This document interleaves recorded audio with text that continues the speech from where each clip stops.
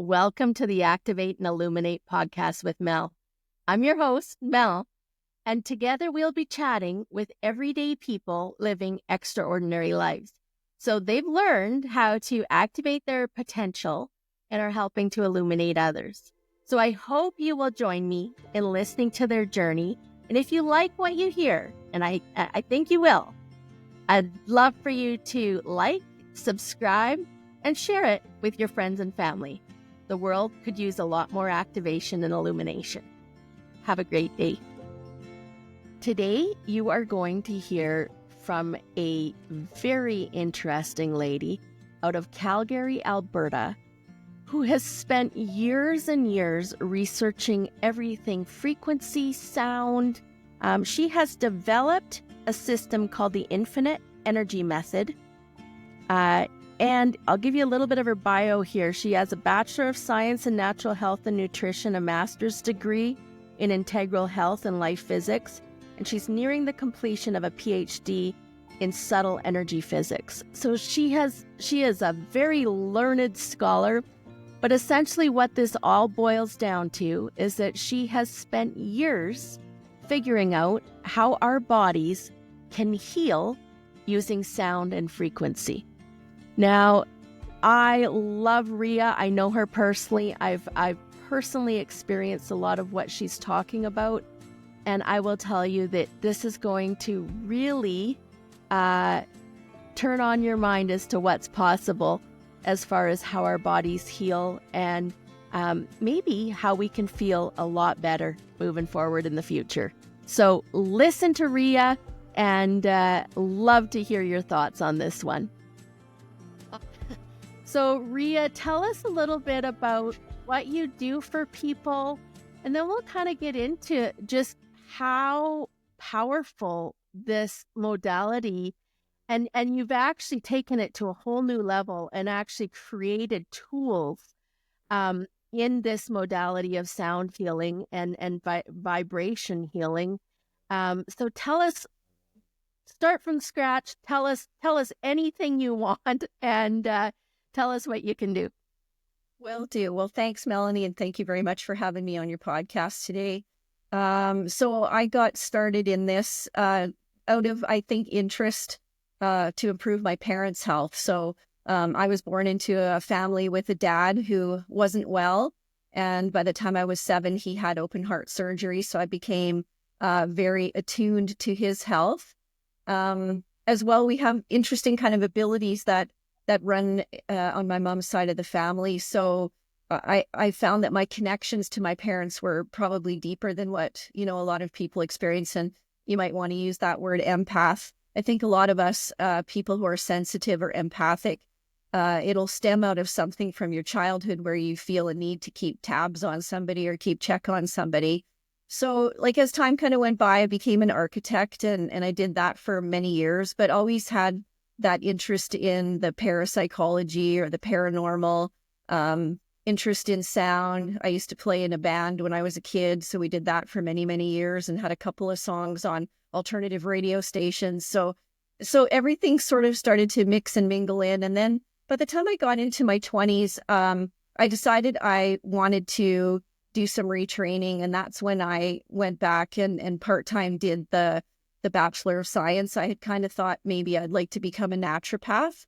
But once I made it through that degree and did a little bit more investigating into naturopathic school, I found that for me, it just felt a little bit too much still like Western medicine. It was just that really still reductionist science-based thinking where we're going to use supplements instead of pharma for the most part. And so it still didn't really resonate with me. And then like I say, just through taking courses and meeting people, I discovered a university in California that was a consciousness-based science school. So they were still doing all the scientific rigor and experiments, but it took that consciousness component and married it back into science.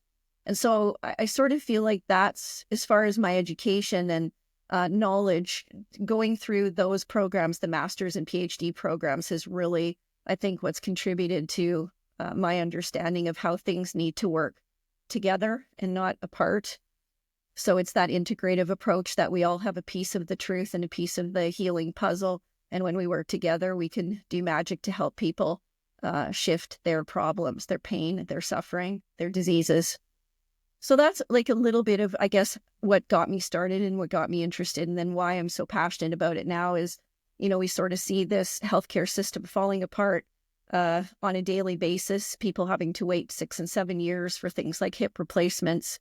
It's getting a little bit scary out there. And so I feel that some of this chronic disease can be remediated in other ways, and likely would be better to be remediated in other ways other than pharma. 100% agree. 100% agree. So have you ever, of all the things you've experienced, is there anything that you would say that you haven't been able to affect or to help in some way through this method?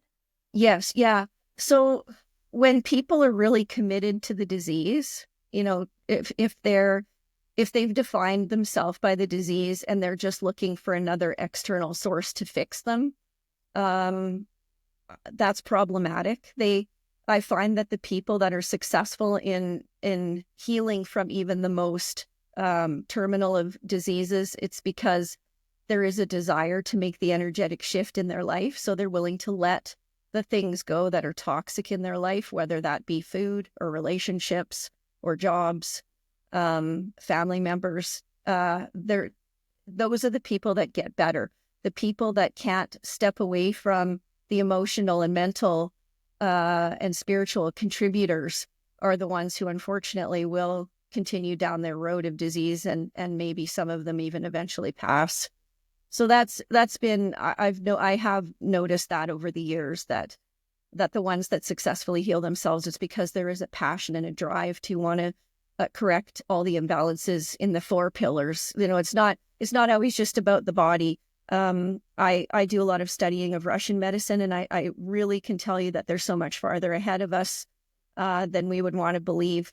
And they really look at the human being in the 4 pillars. So the body is only 25%, and there's the mind, the emotions, and the spirit are the other components. And so this is where I sort of feel like with chronic diseases and disorders, Western medicine maybe fails a lot of people, is because they're really only looking at that biochemical, physical aspect.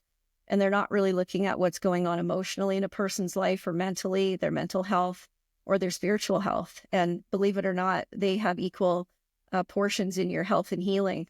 So it really takes that consciousness-based approach where you're looking at you're meeting people where they're at and looking at the consciousness level that they're at. That's part of the shift too, is a lot of times awakening them to the idea that there really is more than just surgeries and pills. Yeah. So you mentioned the Russian system is much further ahead than us. Tell us about that. Yeah, so it's really interesting.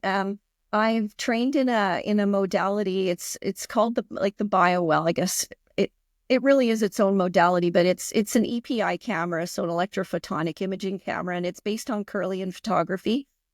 So what we do with that is we'll have the client insert each of their fingers into the device one by one, and we take pictures of the biophotonic discharge around each of the fingertips. And it's a cloud-based system, so it's an intelligent, kind of self-learning system as well. The more practitioners that put in scans, the smarter the system gets. So there's an aspect of it where you read the biograms, kind of like a radiologist would read an X-ray, and then there's an aspect of it where it'll spit out information as to the stress and the energy in the system. And it's my understanding that in Russia, many of the family doctors actually have these in their offices, and they will scan clients every time they come in for a checkup. And as well, they're much more educated in using nutrition. So the first line of defense is always nutritional. The second line of defense would be, like supplements, vitamins, that type of thing. And so you find that the population of Russia, there's really less than maybe 10 or 15% of the people that are on any sort of pharmaceutical, because they're able to nip things in the bud before they progress to a state where they need, some heavy-handed intervention. So that's one thing I like. And the other thing I really like about Russian medicine is that Russians do a lot of cleanses. It's like a it's a cultural thing. So most families will have like an infrared sauna, or they have a community center that has these huge saunas and pools that are different temperatures. So they'll do a lot of that, hot pool, medium pool, cold pool, and do a lot of the infrared sauna. So they're always detoxing. They do annual liver detox, gallbladder detox, intestinal detox. So they know the value of keeping the insides clean, where we sort of value, our exteriors. We've been, taught that it's how you look is what's most important. And in Russia, it's kind of the opposite. It's what's on the inside, literally, that is most important. And when you're really good and balanced on the inside, then the outside kind of will follow. So rather than, caking stuff on the inside, or surgeries or Botox or all these things that we think is necessary for women in our culture and in the West, they don't do any of that. They consider it actually crazy. Yeah, I can see that. It's interesting to see where that trend has gone the last 10 years. Totally, right?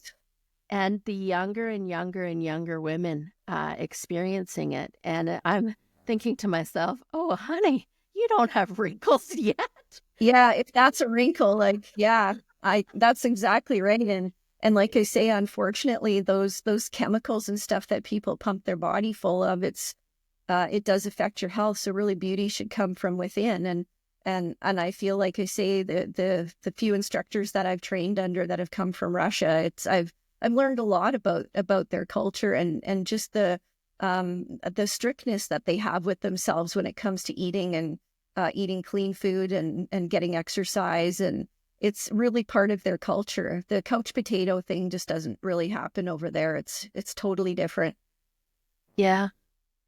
So, from my experience, so I've experienced you as a teacher, and I've taken some of your classes, and I will tell you, for anybody that's interested in learning more about some of these different modalities, Rhea gives a fantastic program and gives people the tools and the techniques to be able to not only just experience it, but to be able to help some of the people in their life.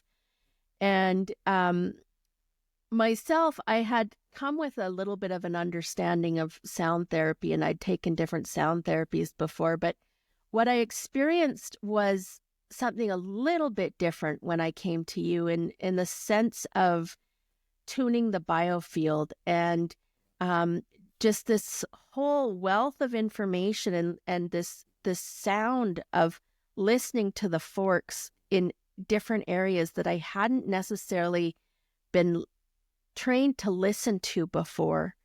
And it just blew even though I had that background and that understanding of how powerful sound healing can be and how powerful it can, fix physical things, mental, emotional things. What I saw was something a little bit different when I experienced what you offered. And what I have observed in my personal sessions with you is that you are able to pick up on small discrepancies in my energy, be it, childhood, be it emotional, physical, spiritual, all from the sound of the fork. And it just made me think about sound healing in a completely different way. And just you would do it until that sound frequency sounded, like you wanted it to. Right. And I had never experienced that type of sound healing before. I find it super powerful, and I felt a huge shift in my capacity to be grounded, to feel like myself after our sessions. And so to anyone that is maybe thinking about delving into this more, maybe tell us a little bit about some of what you've developed. Mm-hmm. What makes you a little different than maybe some of the, other things that we see out there, and some of the tell us what makes your tools special.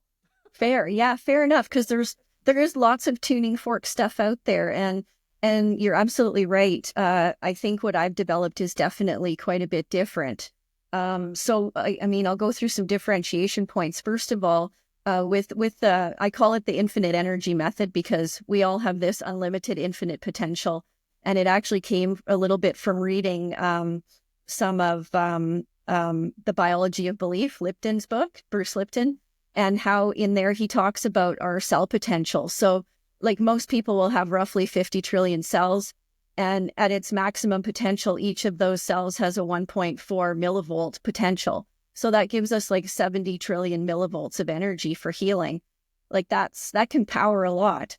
And it's tapping into that infinite potential. So what I learned is, again, kind of through going through university, we had to take a lot of religious study classes. Per degree, you're having to take 4 courses. So I'm up to 8 now. And what I figured out is that every tradition, whether it's, a religious tradition or a medical-based tradition, every tradition has some truths. And every tradition has also been polluted by whomever or whatever is organizing our planet. And really, it's when you put everything together, put it all into a big soup pot and stir it up and let all those truthful bits float to the top, that we find the power in everything. So I've studied, traditional Chinese medicine and chakra theory, some Vedic stuff, and some of these more maybe shaman-based cultures where they're doing a lot of that type of healing. And like I say, there's aspects of it that work. And it's really when you're able to see the truth of that and then combine it in such a way, you end up with a really powerful modality. So, when I'm teaching practitioners or when I'm doing sessions myself, it's heavily based on testing. There's a lot of applied kinesiology techniques in there where we're going in and we're testing and correcting things, polarities, dehydration. We're checking all of the alarm points that associate or affiliate with the meridians of the body. So we're working on many different large energy groups. And so in the subtle energy that I'm studying in my PhD, with this modality, I work with the chakras. So that's one subtle energy group. We work with the biofield. So that's more of an electromagnetic type field that's generated, most people believe, by the heart. I think a little bit also by the brain activity. We're working with the meridians again, and then we're working with the subtle bodies. So it's energy systems that are taken from different traditions, but when you look at it in context to each other, it gives you a lot more opportunities. When you're doing your testing, it gives you more intel, and when you're doing your correcting, it gives you more power to be able to shift. So I find a lot of these modalities where they really focus in on one thing, like I'm only focusing on the biofield. It's like that 4 pillars of health that we talked about. You're really only like focusing on 25%. You really do need to look at the biofield, the chakras, the meridians, and the subtle bodies in context. And you need to understand how the dynamic of those subtle energies transfers information from out to in and in to out. And so when I'm teaching these classes, that's a big part of it. The other thing that makes this modality really different is that we do a lot of intuitive development in every level of the class, because that's what makes, each practitioner special and individual and powerful, is when you play into your own clair abilities. So somebody might be, one client or one practitioner might be a lot more clairvoyant, another might be more clairaudient, another might be more claircognizant.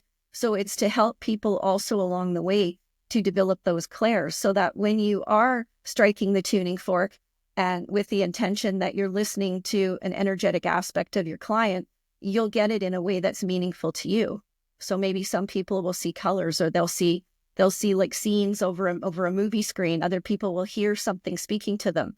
And we don't call in guides or spirits or loved ones or gods or Buddhas or anything like that. I teach people to connect to their highest self. So, in the Vedic tradition, your highest self represents that aspect of your soul that has completed all of its lessons and has returned to source. So if I'm talking to anybody, that's who I want to talk to. That's who I can trust to give me the best advice. I think these practices where they're calling in guides or whatever, it's who do you know who you're speaking to? What subtle energy are you speaking to? And if you're having an off day, are you calling in an entity? And so I don't want to approach that or deal with that. So I just tell people keep religion out of it and just go strictly for that energy connection.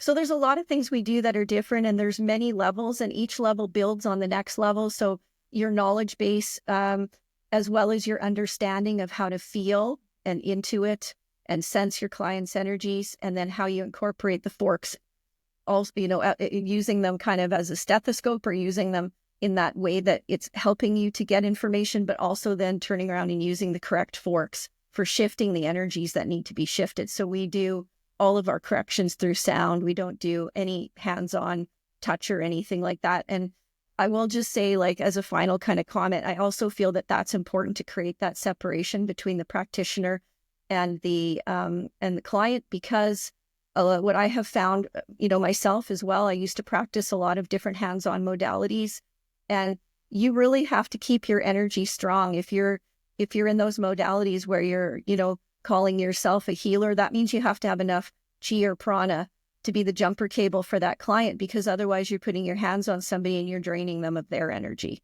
So in this modality, we don't do hands-on. The only thing that touches the person, the client, is the tuning fork. Yeah. So that way there's that separation. You keep your energy, they keep theirs, and you're just helping them shift. And I find it a lot more powerful, honestly, since I stopped holding acupuncture points, or, like you say, doing all the things that I was trained in a classical energy medicine type thing. I feel that there's that energetic boundary where I don't take on a client's pain, or don't wake up in the middle of the night, with ruminant thoughts about them. I feel like that touch component, for some people, especially if their energy is weak themselves, then you can transfer that weakness to your client. So this way it's good, because it's a win-win. Every time I do a tuning fork session, I'm holding the forks and I'm also listening. So I'm getting that energy too. So we get stronger together. It's a real collaborative kind of modality where you're working together with your client, rather than you being the deliverer or having that responsibility of having to think you're any sort of healer. We're the Sherpa, we're the guide, we're the ones with the knowledge that helps to guide the person that we're helping. And so, like, for me, like I say, I don't really subscribe to this healer thing, and I don't really think that anybody needs to put that kind of pressure on themselves to think that they need to be a healer of another person. You just have to show them how to heal themselves. Yeah. Bingo.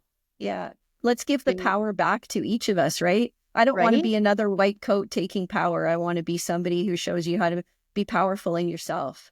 Yeah. And sovereign in your own energy. 100%. Yes. Yeah. So you are based out of Calgary, Alberta. But yes. Now I will just say that you have, for anybody listening and is like, okay, so where's she from? Can I access her?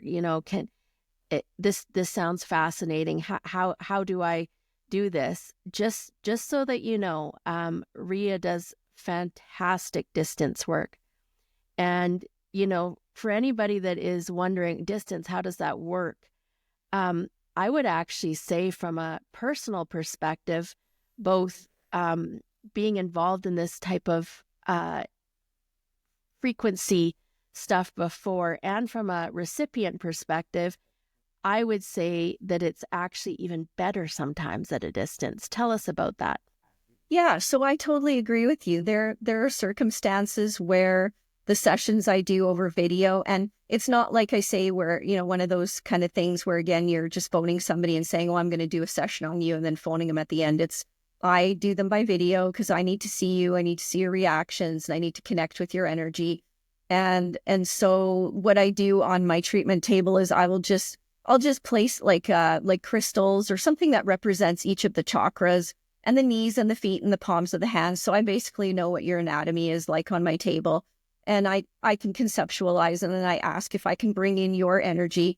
And we just work strictly on that. And honestly, like, some of those sessions it's like you say, they're more powerful than the in-person, because you don't have the distraction of the physical body there. So you can really hone in and focus on these subtle bodies and really get into the energy of it. And so some of my biggest success stories have been through distance. I have one lady that I talk about in many of my podcasts who was really having difficulty with her lungs. They really weren't able to diagnose anything specific, but had told her, that her lungs were kind of in that 20th percentile. And we did all of her sessions over the course of a year. Never met her once in person. And now her lungs are so much better. She's up, I believe, in the 70th percentile. She's lost a lot of weight because, of course, then she was able to get off of her prescription medications that were causing weight gain. And so she's lost a lot of weight and has a lot more energy. So, it's those type of things that you see that you can't make this stuff up. She wasn't doing anything else other than our sessions together and, working on changing her eating habits and that type of thing. But literally it was working with one person. She didn't want to muddy the waters. So it's working with one person and then going back and checking in with her medical team. And so, like I say, you just can't make that kind of stuff up because you're not seeing that person in person. You're just doing it via distance. So I've done a lot of studies, and that's the other great thing about the university that I go to is we are heavy into doing studies. And so I run little clinical trials or pilot studies quite often. And they'll end up making their way into a paper because my findings are so significant. And some of these little pilot studies, I've actually been asked to do full clinical trials because the P rating, the significance was so unbelievable that it would make an incredible full scale study. So that's the other thing. Yeah, so that's the other thing that's like different about me. So like I'll give you an example. A few years ago, I did a study with psilocybin. So again, with that consciousness and energy component. So I took purified water. And I had 3 containers of purified water, and I did a baseline with my BioWell because you can also purchase a water sensor for it. So it'll sense, you can pick up the energy in the water. So we did the baseline and then separated it into 3 jars. And one jar, I spent a certain amount of time, I think it was 20 minutes, and you put your hands around the jar and you would send it love. And the other jar, you put your hands around it and you send it hate. And then the third jar was the control jar, and then you measure the energy. So in the neutral jar, you would have a certain number. Then in the love jar, it was quite a bit higher. The energy of the water was significantly higher. So you're creating like a structured water, right, with your emotions, which is like what Masaru Emoto was researching, but I just did it in a different way. And then the hate jar was really low. It was below my control sample, so it had a very low energy. And then what I did was I added 1 milliliter of golden teacher psilocybin spores suspended in purified water. So I added that and I left it for 24 hours. And then I did another baseline with the BioWell. And so the neutral jar remained within about 1 joule of the same energy. The love jar stayed roughly the same. It went up just a hair, maybe half a joule. But the hate jar came up to be in between the neutral and the love. So it increased the joules of energy by like 10 or 12 joules. So what you can kind of infer from that is by microdosing, a person that has a lot of negative energies, whether that's what's driving their depression or mood disorders, but anybody who's got a lot of that negative energy or receiving negative energy from people in their life or their environment, the microdosing of psilocybin will neutralize that and bring up the vibration of your water. So then it's more electrolytically effective. You're structuring your water by using microdosing psilocybin. And like I say, my P was like 0.0006, like it was highly significant. Wow. So then that would make a great study of like maybe 500 or 1,000 people. Because that way it should make its way into the psychology where stop giving people antidepressants and all these terrible drugs that make them more suicidal. Use what nature is giving you. Do a trial on several different strains of psilocybin and find the right one. I used Golden Teacher just because that one is known to have a calming and sedative effect. But there's many different strains that you could try and determine which is the best for different types of psychological issues. That's more where I think we need to go with medicine, is going back to to the earth that creates vibrational plants that we can exist with.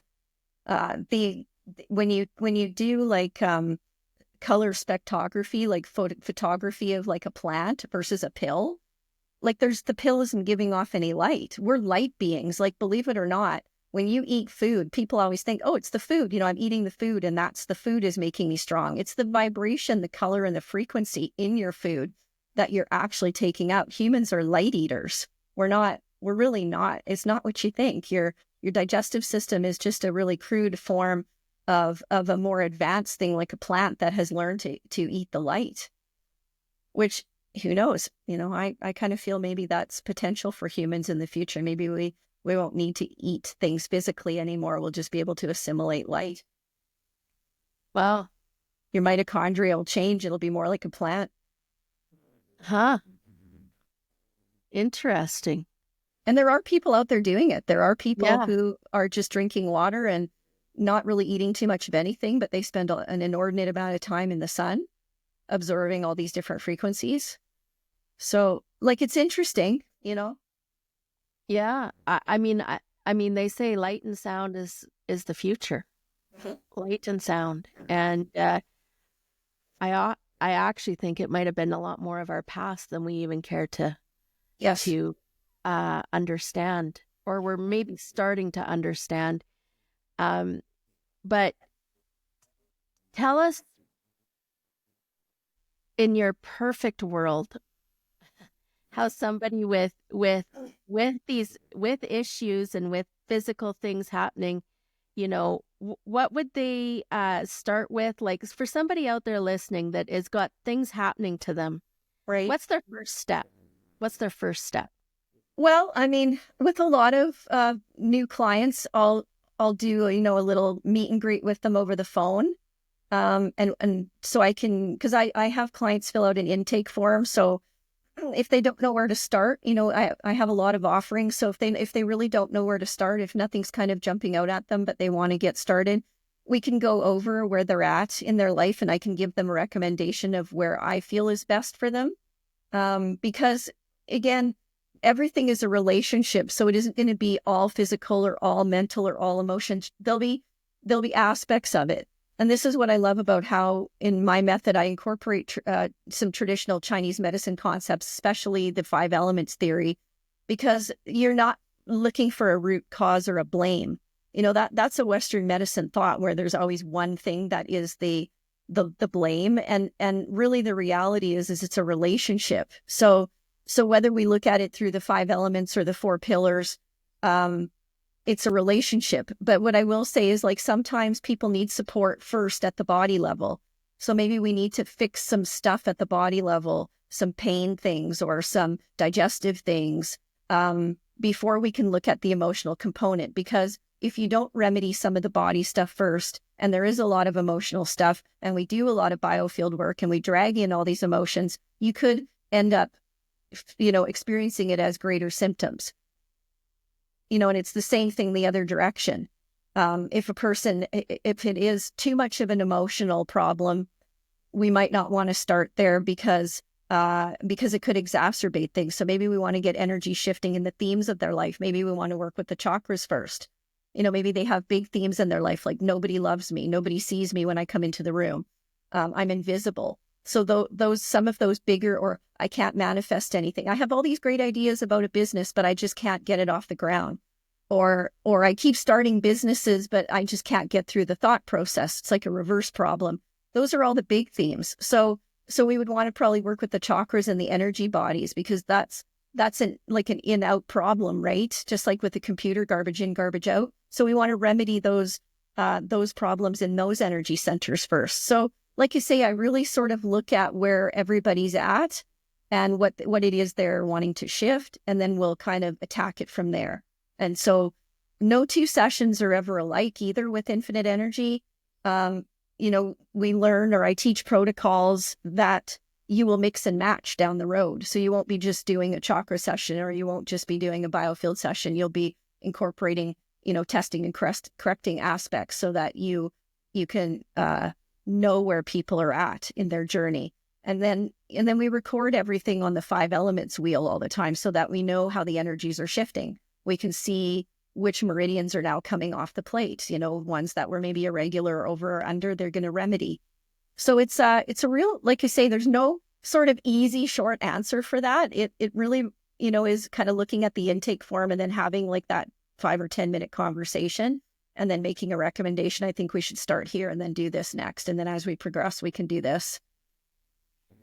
One of the key points that I took away, I mean, there was so many good ones in what you just said, but changing your own energy can change your business, can change your life. Totally. Absolutely. Can change everything about yourself. And to me, like what I feel like there has been an absolute war on our energy in the last, long time, but it has been that has been the most important thing, is to how do you hold your own energy amidst, chaos, amidst news, amidst all the things that we've dealt with in the last few years, many, many years, maybe your whole life.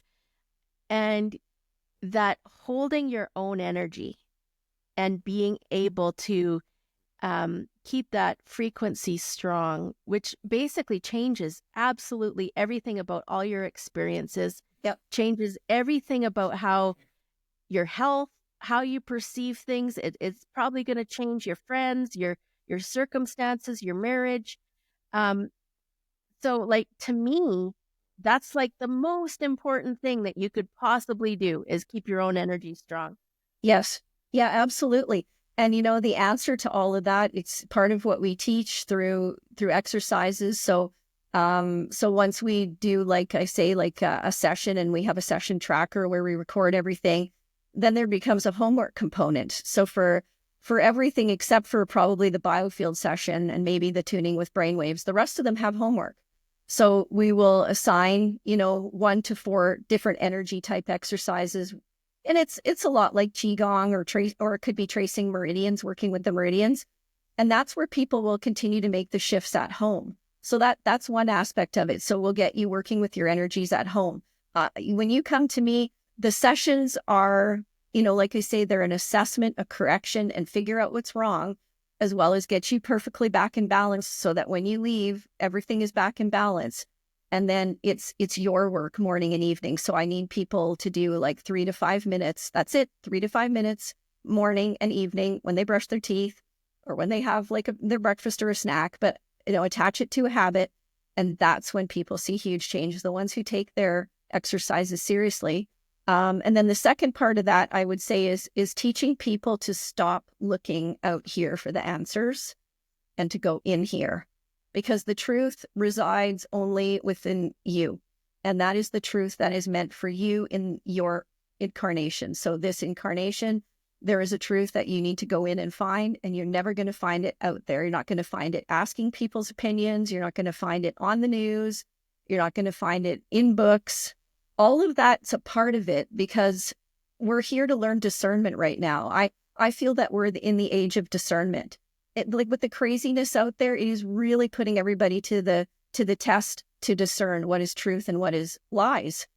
And then there are days where the lies overtake the truth by leaps and bounds. And knowing Amen. what to give your energy to and what not to, because there's so many opinions now, so many things going on, from politics to religion to schools, education and the healthcare. There's so much. You could literally be consumed 24 hours a day with your face stuck to TikTok, just seeing what everybody else thinks about it all. But in the end, what really only matters is what you think of it all, because your truth about your life and your incarnation is literally all that matters. And you have to get to that point where you hold that truth sacred and you don't let the world shake you. And when you can get to that point, the world's a beautiful place to live in. I don't see the ugly anymore. I don't see any of it. I don't see any of it because I choose not to. I choose to see what I want to see. And people can say, oh, well, you're sticking your head in the sand. Well, no, because the energy that I'm making versus the energy that somebody's making being stuck in fear and worrying, I can offset a lot of negative people. They are the negative people. Yeah. So there's a vibrational frequency to all of that. And if your listeners want to know more about that, it's a book called Power versus Force by David R. Hawkins. It'll be one of the best books you ever read, I guarantee you. And it'll give you a real... Tell me that name again. I'm going to Yeah, write this. it's called Power versus Force. And it's written by Dr. David R. Hawkins, who's since passed. But like I say, it's one of the best books you'll ever read. And what he does is he uses applied kinesiology to calibrate all the human emotions.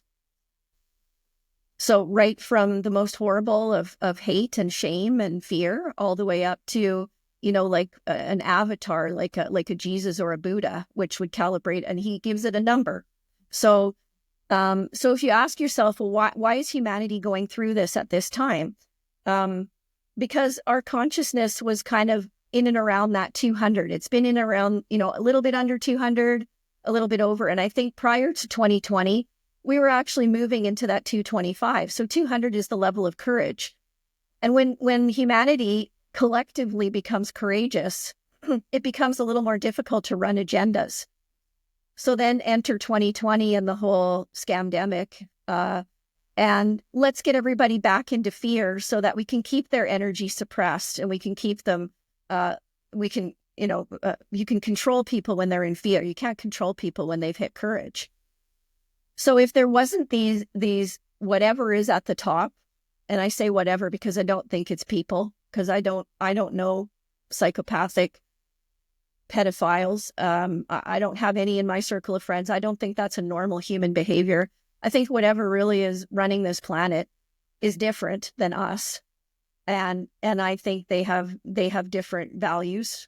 And this is where, like I say, it's all about, pardon me, it's all about that energetic balance of getting to that courage and then moving beyond it. So to give you an example, like in Hawkins' book, he talks about getting to the level of 500, which is really great. If a human can make it to the level of 500 in a lifetime, you can offset 1 million people who are at these lower vibrations, these lower vibrational frequencies like fear and shame and guilt. You can offset them. So like 2 people that have reached 500 can offset a city like Calgary. We can offset the whole city. And so you can start to see the tipping point becomes a lot less than what we think it is. If you had 1,000 people worldwide that were at that level of 500, that would likely be enough to put us into a tipping point of higher consciousness. And consciousness isn't magic. It's your conscious awareness. It is what you are conscious of. So as you become more conscious of more things, your consciousness shifts. So like I say, I always recommend that book to clients and students because it gives you a real high level understanding of where we need to shift our human epigenetic field to get with the program. We don't need to be groveling down in these lower vibrational frequencies of whatever, evil elite families and their overlords are running this planet. We can break away from that and take away their power. I don't know if anybody watched that movie Ants, but the ants realized that, and then the evil flicker guy, he says, if only they realize that they outnumber us 100 million to 1. Yeah. Well, come on, folks, we outnumber them 100 million to 1. Like, let's get with the program and not stop feeding your energy to things that you cannot change and start feeding your energy to good. Then our whole epigenetic field will shift and healing. The question of healing will become a thing of the past because I think as your consciousness shifts, like I don't get sick anymore. And it's not that I have days where I'm not groveling down. Sometimes something will put me back into fear, but I'd like to think most of the time I'm hovering between 375 and 500. I've really changed. And so I don't get sick anymore. I don't get low energy anymore. I rarely have a day where I just want to like hang out in my pajamas. I accomplish so much in a day. It's like I'm in my 20s again. I have just energy to burn. And everybody can have that. When you shift your conscious perception of everything changes. Well, I know we've talked. I was recently at a Bruce Lipton event listening to him that you mentioned earlier. Yeah. And everything that he talked about from a cellular perspective and a quantum physics perspective, you just summed up. Right. You just summed up. Our thoughts become everything. They Yeah. become our field, they become things, they become our body, they become our friends, they become our work, they become our environment, and they absolutely have the power to shift, and so does love. And um, so yeah, is there anything that you feel like that we haven't touched on, Rhea, or that you'd like to elaborate on? Like I say, just try different things. That would always be my opinion, is try different methods and modalities, especially if you're facing a healing crisis. There's lots of wonderful people out there who figured a lot of interesting things out. So, really do your research before you, make a decision about your health and your healing. I think you should look at all aspects. And there's nothing wrong with a team approach. Like I say, I think that Western medicine is brilliant for many things. If I, got into a car accident and severed my leg, I would want somebody waving a tuning fork over it. I'd want the best surgeons. And yet we all have a place and a role in this health and healing. And for heaven's sakes, let's start to work together and utilize everybody's magic together on teams like they do in other countries.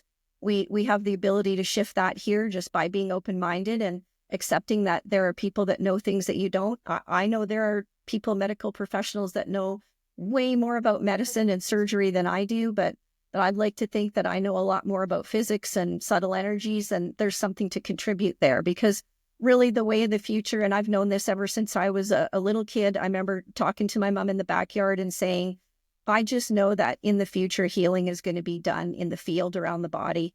We're not going to be cutting people up anymore. There's going to be a time when we're going to look back and say, oh my God, I cannot believe that we cut people up and did this, egregious stuff to their person.